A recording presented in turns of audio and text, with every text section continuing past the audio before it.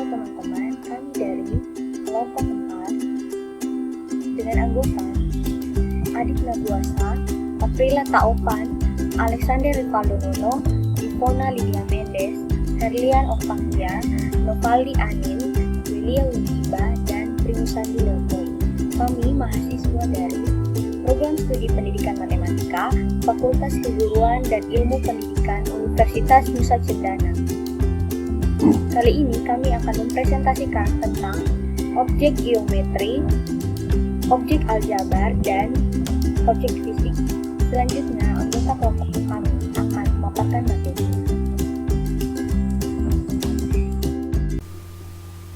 Oke, jadi yang pertama kita perhatikan pada lingkaran merah ini.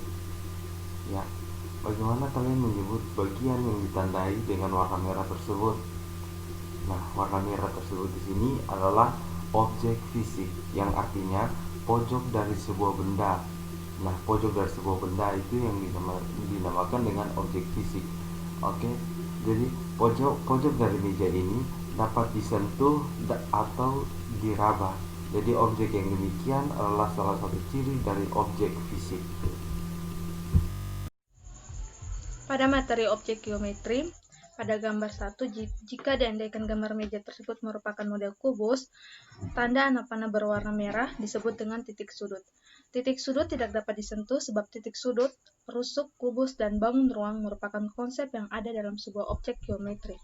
Tabel berikut ini akan menunjukkan perbandingan antara objek fisik, objek aljabar, dan objek geometri. Nah, untuk objek geometri yang pertama itu titik. Titik adalah bagian terkecil dari geometri yang biasanya disimbolkan dengan noktah.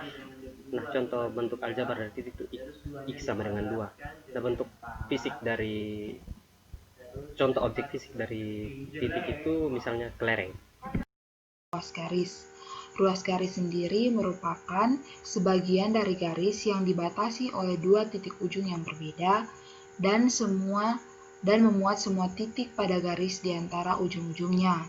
Nah, contoh dari objek geometri ruas garis yaitu sisi-sisi pada bangun datar. Nah, untuk objek aljabarnya sendiri, kita bisa dilihat pada tabel, yaitu N didefinisikan sebagai X elemen bilangan real, di mana mutlak X kurang 5 lebih kecil dari 2. Nah, untuk objek fisiknya sendiri, contohnya yaitu pensil. Kita dapat melihat bahwa pensil memiliki titik ujung yang berbeda. Baik, selanjutnya yaitu objek fisiknya berupa kertas.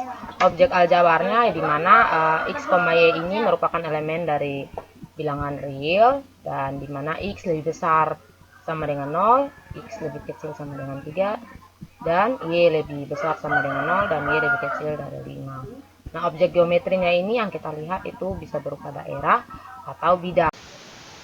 Oke, yang berikutnya adalah mengenai garis.